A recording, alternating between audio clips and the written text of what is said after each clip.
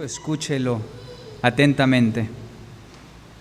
Además, no tendrás acto carnal con la mujer de tu prójimo, contaminándote con ella. Y no des hijo tuyo para ofrecerlo por fuego a Moloc. No contamines así el nombre de tu Dios, yo Jehová. No te echarás con varón como con mujer, esto es abominación. Ni con animal tendrás ayuntamiento, amancillándote con él, ni mujer alguna se pondrá delante de animal para ayuntarse con él. Esto es perversión. En ninguna de estas cosas os amancillaréis, pues en todas estas cosas se han corrompido las naciones que yo echo de delante de ti. Y la tierra fue contaminada, y yo visité su maldad sobre ella, y la tierra vomitó sus moradores. Vamos a orar.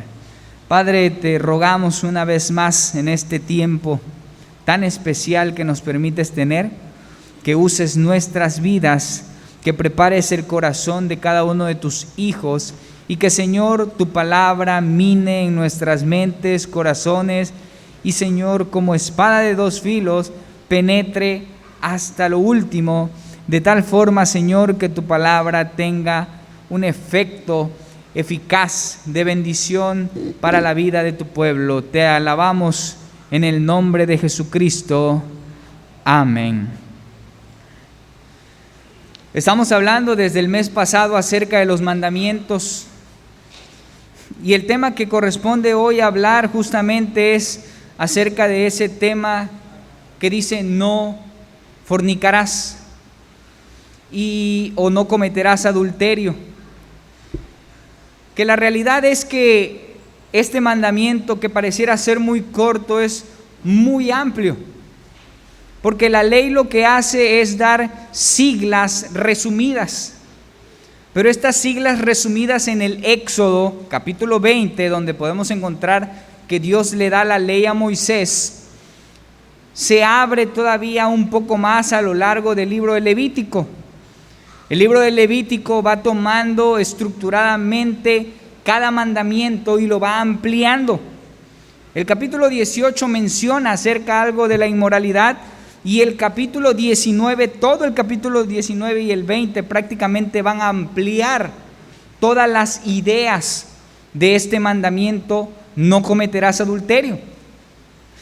Lo que en resumen podríamos decir de este mandamiento es que Dios quiere que no nos ayuntemos con alguna persona ajena a la que es nuestro cónyuge.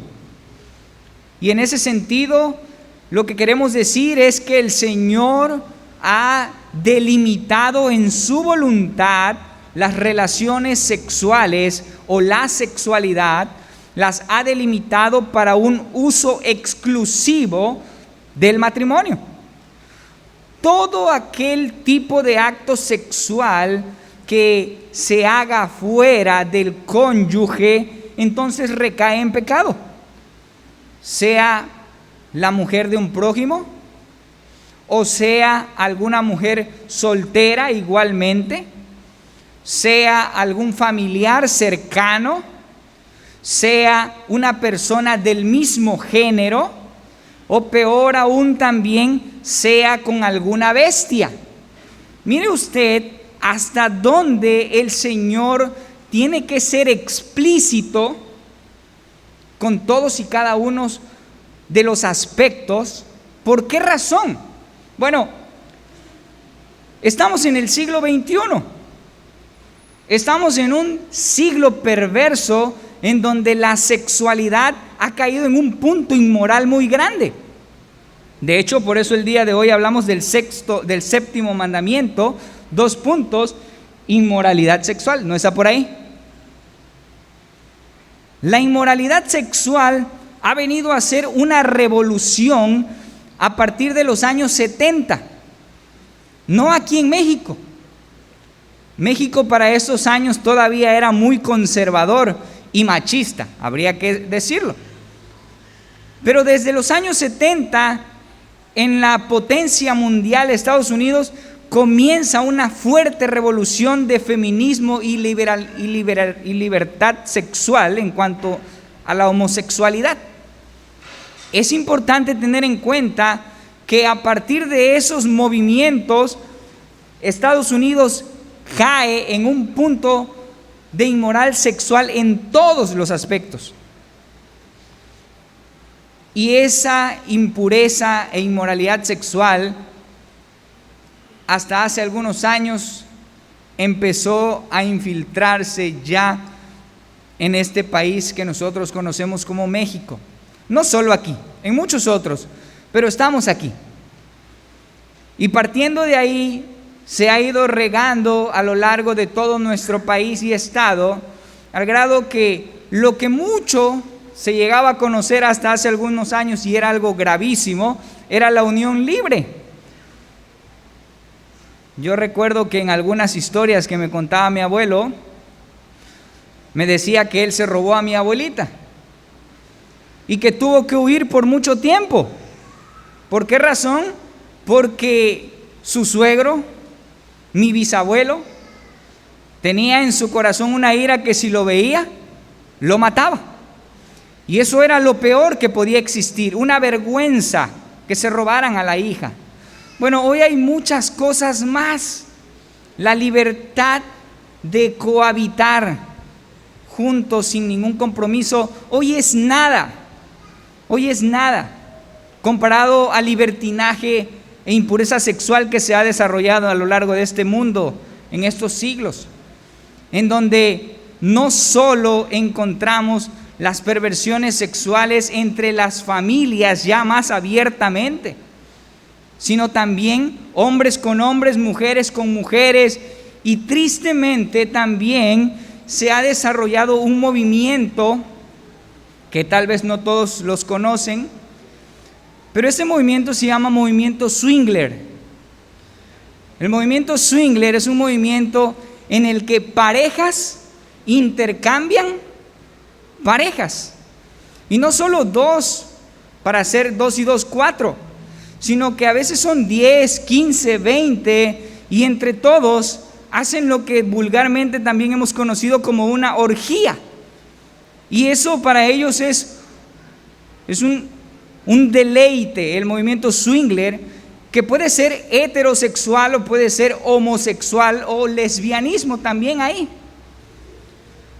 De la misma manera, podemos encontrar que hay personas, esto todavía es más reservado, pero ya lo hay en nuestro mundo, el gusto por mantener relaciones sexuales con animales. Esto todavía está un tanto más oculto, pero lo hay. Y por si fuera poco, esta tan perversa liberación sexual impura también está llevando a que muchos promuevan ahora el tener relaciones con menores de edad. La realidad es que el mundo hoy en nuestros días está en una condición caída muy grave. Pero yo quiero que usted entienda algo. Esta no es una condición nueva. Esta no es una condición del siglo XXI. Esta es una condición que el mundo volvió a tomar después de mucho tiempo. Mire usted lo que el Señor le dice a Israel en Levítico número 18, que lo acabo de leer. En ninguna de estas cosas se amancillarán, pues en todas estas cosas se han corrompido las naciones que yo he hecho de delante de ustedes. El Israel que estaba en el desierto, el Israel que había sido llevado al éxodo, el Israel que el Señor estaba formando como un pueblo nuevo, se encontraba rodeado de naciones que ya habían caído en todas las condiciones que aquí estamos mencionando.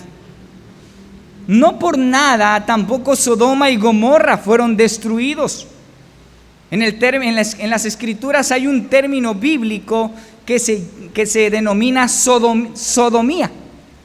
La sodomía era la práctica sexual entre hombres. De tal manera que aquellos hombres que eran calificados como sodomitas era un término para llamarlos, como hoy decimos, homosexual. Un sodomita era un homosexual, alguien que tenía una desviación perversa hacia el sexo igualitario. Hermanos, la condición del hombre no es una condición nueva. El pecado del hombre siempre ha estado presente y de una u otra forma siempre se ha rebelado en contra de Dios, buscando alcanzar los extremos más perversos. Y el día de hoy no es la excepción. Cuando hablamos de este mandamiento, no cometerás adulterio, sin duda tenemos que hablar no solo de lo que en primera instancia nos dice el mandamiento: no irás y te meterás con la mujer de tu prójimo, sino que tenemos que abrirnos a analizar toda la gama de pecados que esto inunda. Y esto justamente nos va a llevar a observar que cuando el Señor nos lleva a meditar en el mandamiento, no cometerás adulterio, lo que Él quiere es que tu vida sea pura aún en la sexualidad. Porque quiero que entiendas que Levíticos, como el libro del Señor, quiere dejarte algo claro: sean santos porque yo soy santo. Y esa santidad se hace evidente no solo en lo espiritual, sino también se hace evidente en tu persona física. Porque tú eres una sustancia específica, una unidad, vaya, redundando. Espíritu y carne son el hombre. Lo que hagas espiritualmente influye en tu humanidad, y lo que hayas de hacer en tu carnalidad influye en tu espiritualidad, porque son una sola esencia que el Señor ha formado. Así que tú no puedes ser un santo espiritual y un diablo carnal. No. O eres santo en ambas partes, o literalmente eres parte del diablo completamente. Aquí no hay tintes medios. Aquí son dos extremos. Y el Señor entonces en ese sentido nos está llevando a reflexionar y a pensar en este aspecto muy importante, hermanos, en el cual estamos siendo bombardeados como iglesia. Porque la iglesia está viviendo en medio de esta sociedad tan perversa, llena de todos estos aspectos liberales. Es importante que la iglesia actúe, es importante que la iglesia trabaje enfocando cuál es la verdadera voluntad de Dios. Por lo tanto, hemos de irnos ahora sí al pasaje que leímos en Mateo capítulo 5, porque es importante establecer algo, hermanos. Esto de lo que estamos hablando es un problema que proviene desde lo profundo del corazón. Ese es un problema que viene desde lo profundo del corazón. Mire, el Señor nos está hablando por medio de este sermón del monte, y Jesús le dice a los hombres: ustedes han escuchado que se les ha dado un mandamiento: no cometerán adulterio. Pero los judíos habían interpretado este mandamiento desde un aspecto actual. Cuando digo actual me refiero a que tenían que ser sorprendidos en el mismo acto, que es lo que pasa con la mujer adúltera en el Evangelio de San Juan. Sorprenden a una mujer con un hombre, ojo, pero solo toman a la mujer, al hombre no lo toman, toman a la mujer, se la llevan a Jesús y le dicen: hemos sorprendido a esta mujer en el mismo acto de adulterio. Literalmente lo sorprendieron en el acto. Y eso era una cuestión muy inmoral que aplicaba para juicio de muerte. El juicio era sencillo: te quemaban o te mataban a pedradas, una de dos. Pero ese era el juicio. ¿Por qué razón? Porque así lo había establecido Dios en el Antiguo Testamento. En otro momento nosotros tal vez hablemos de por qué Dios toma estas decisiones un poco drásticas. Hay una justificación muy clara. El punto es que en este aspecto los judíos habían interpretado que si la persona no era sorprendida en el acto, entonces no era culpable, ¿ok? Era inocente. Y el Señor dice, bueno, yo tengo algo que decirles. Yo les digo que cualquiera que mira a una mujer para codiciarla, ya adulteró con ella en su corazón. Jesús está yendo a un punto distinto, a un terreno en donde los judíos no habían ahondado.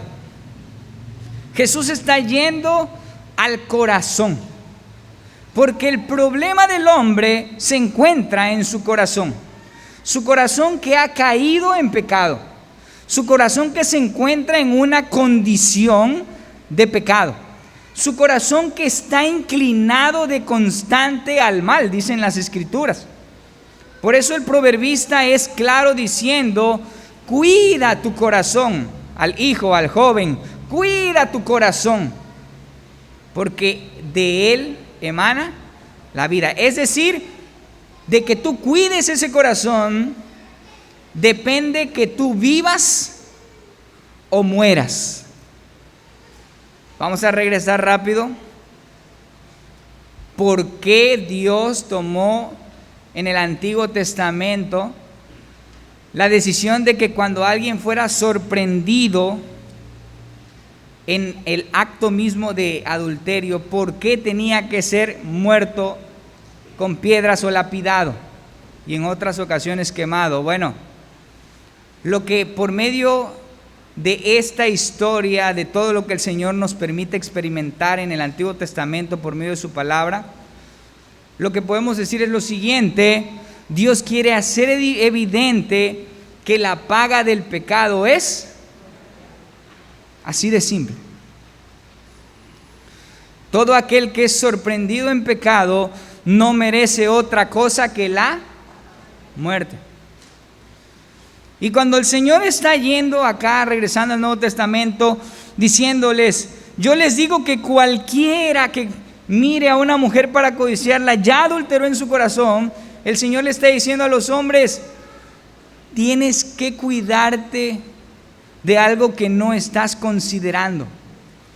Tú te estás cuidando muy probablemente de no caer en el pecado de una manera física, pero no estás cuidando lo más importante, porque tal vez físicamente no lo estás haciendo, pero tu corazón está de continuo cayendo en ese mismo pecado de maldad. Por lo tanto, lo que tenemos que mirar es que debemos cuidar nuestros corazones. Nuestro corazón, el corazón de los hijos, el corazón de los jóvenes, el corazón de nosotros los hombres casados y las mujeres también pueden ser participantes de ello sin duda alguna. Todos debemos cuidar nuestro corazón, porque los deseos del corazón son peligrosos. Dice la Escritura que de lo que hay en el corazón habla la boca. Es decir, el corazón en algún punto, ojo, en algún punto va a sacar lo que hay en él. Y el apóstol Pablo también habla acerca de esto, que en algún punto nuestro corazón ha concebido un deseo lo ha acariciado y en algún punto más posterior ese pecado ¿da a qué? Da a luz. Mire usted el término que utilizan. Y el pecado da a luz. ¿Para qué utilizamos ese término, hermanos? ¿Para qué lo utilizamos? Para el alumbramiento. ¿Quiénes dan a luz? Las mujeres. Y bueno, no sé si ustedes, cómo fue el embarazo, pero el de mi esposa tardó 9 meses. Lo que yo quiero decir es lo siguiente: desde el momento que la mujer se embaraza, hay algo que se llama gestación, porque el bebé está preparándose y está creciendo hasta cuando está listo, el bebé da a luz. Y es un término que se usa para traerlo aquí al pecado. ¿Por qué razón? Porque cuando un hombre, en este caso, o una mujer son sorprendidos en el mismo acto, lo que usted tiene que tener en cuenta es que ese acto no nació de hoy para mañana. Es un acto que llegó a su corazón en algún momento y como el embarazo, ahí se quedó. Y usted lo cuidó, lo gestó y en el momento que usted se sintió preparado, ahora sí, vámonos, que salga. Es un pecado que usted ha abrazado y ha acariciado de manera constante por un determinado tiempo hasta el momento en el que usted desea aplicarlo. Por esa razón tenemos que ir a las palabras de Jesús, porque lo que los hombres están muchas veces juzgando es lo último. Ya el acto mismo, cuando ya todo ocurrió desde el corazón. Jesús está yendo a lo primero, a lo primordial. Tu corazón es el que está en peligro en primer lugar. Y ojo lo que sigue diciendo. Por tanto, si tu ojo derecho te es ocasión de caer, sácalo y échalo de ti. Pues es mejor que se pierda uno de tus miembros, sino que todo tu cuerpo sea echado al infierno. Y si tu mano derecha te es ocasión de caer, córtala y échala de ti, pues mejor te es que se pierda uno de tus miembros, sino que todo tu cuerpo sea echado al infierno. Dos aspectos importantes: el ojo y la mano. ¿Qué hace usted con el ojo? Ve, porque el ojo ¿es la qué? La lámpara, dice el Señor.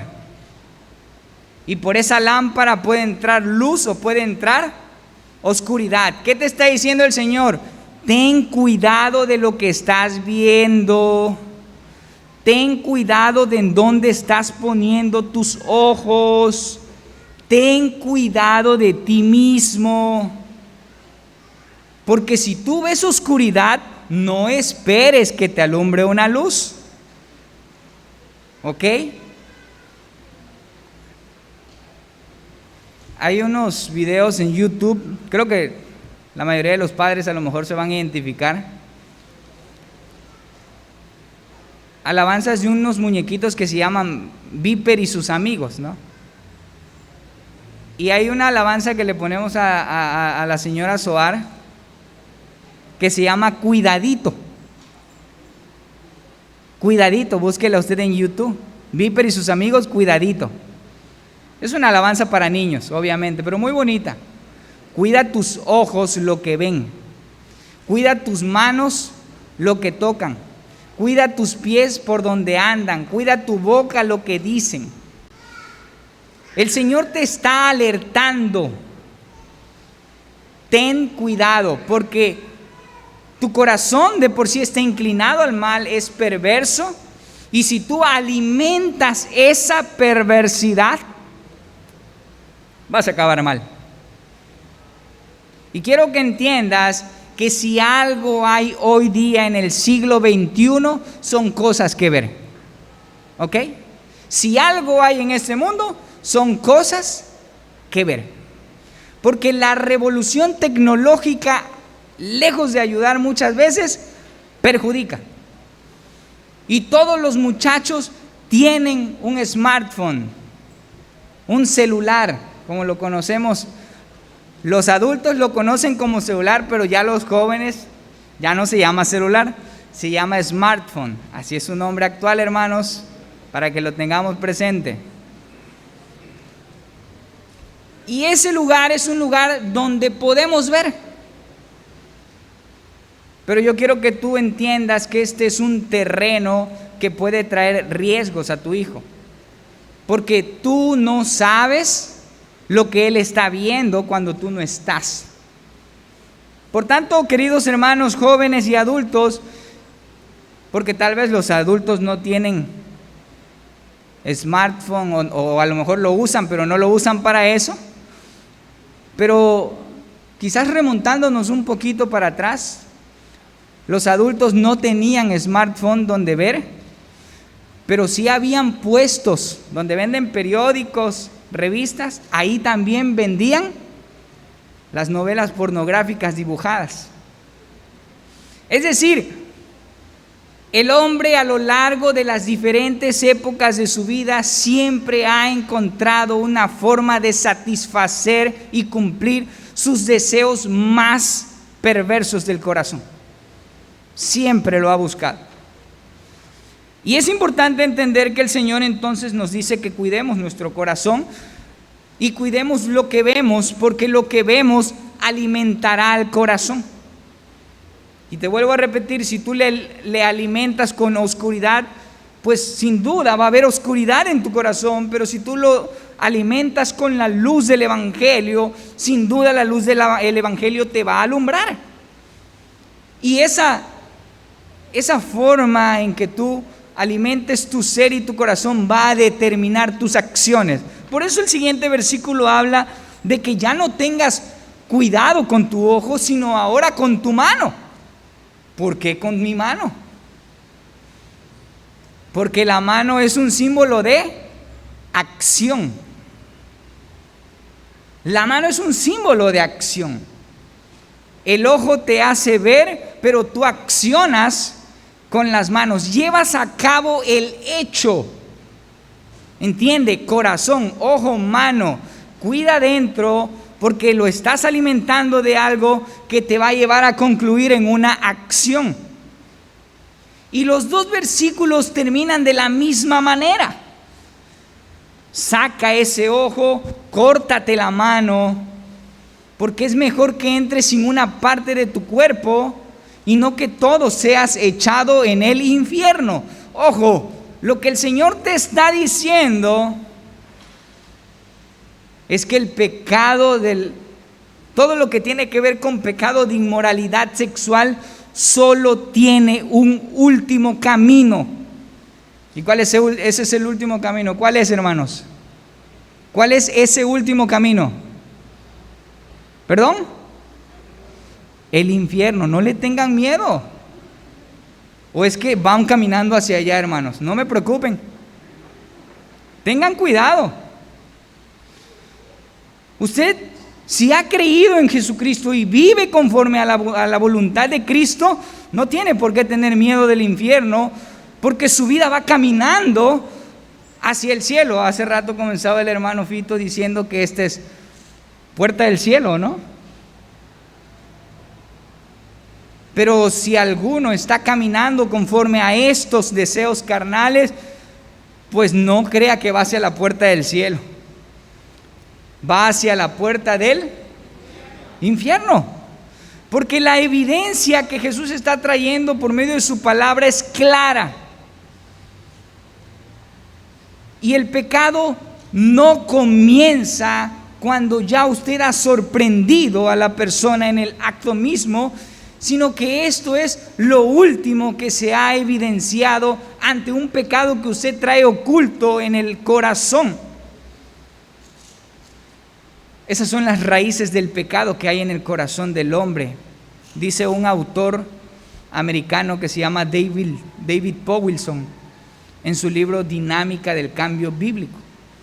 La raíz está en el corazón. Toda raíz de amargura y toda raíz de pecado se encuentra en el corazón, y es lo que Jesús quiere atacar. Me quedan 10 minutos. Quiero decirles que el adulterio también abarca otro tema más amplio, y es que el adulterio no solo ofende al prójimo y ofende al cónyuge, sino que el adulterio también ofende a Dios. Oseas, el libro de Oseas, el profeta, es un libro que usted debe leer atentamente, porque él habla del adulterio, pero no habla del adulterio carnal. Habla de un adulterio espiritual. Mire, el Señor utiliza toda una alegoría para hablarnos de que Oseas está representando a la persona de Dios. La mujer de Oseas está representando al pueblo, a Israel. Y la infidelidad de la mujer de Oseas en esta alegoría es la infidelidad constante de Israel a su Dios, teniendo entre sí, ahora los israelitas son hijos de prostitución o hijos de fornicación. Lo que el Señor está diciendo es que el pueblo se ha corrompido espiritualmente, se han ido tras dioses ajenos, han abandonado a su Dios, y ellos ahora son adúlteros espirituales. Tal vez aquí, si preguntamos, ¿quién es adúltero físico? Tal vez ninguno levante la mano, ¿verdad? Porque a lo mejor todos somos inocentes. Pero la pregunta más profunda: ¿hay algún adúltero espiritual? La pregunta es: ¿qué tan fiel estás siendo a Dios? Porque este adulterio humano, carnal, terrenal, es consecuencia también de tu adulterio espiritual. Si tú te has alejado de Dios, entonces la humanidad y la carnalidad se han apoderado de ti, al grado que si ya le eres infiel a Dios, ¿por qué no le vas a ser infiel a tu cónyuge? ¿Por qué no? Si ya has abandonado a quien verdaderamente debe serle fiel, ¿qué más cuesta un simple hombre terrenal? La vida espiritual es una base inminente que debemos trabajar para que el Señor nos sostenga en medio de nuestra carnalidad. Vuelvo a repetir, la vida espiritual es una base fundamental que debemos fomentar para que el Señor sostenga nuestra carnalidad. En ese sentido, usted debe cuidar su corazón. Primero, de mantenerse en un pacto fiel y único con su Dios. De que usted no está teniendo dioses ajenos. De que usted no está yéndose tras la corriente de este mundo. Que usted está siendo un hombre íntegro en el corazón para con su Dios. Y como un acto seguido, entonces el Señor le mantendrá fiel y le sostendrá también en todos los aspectos de impureza sexual que existen en nuestro mundo. Pero como dijo el Señor, separados de mí, nada podrán hacer. La iglesia necesita ubicar su primer amor. Los jóvenes necesitan consolidar su pacto. La iglesia necesita proclamar el evangelio para que el Señor siga trabajando en nuestras vidas.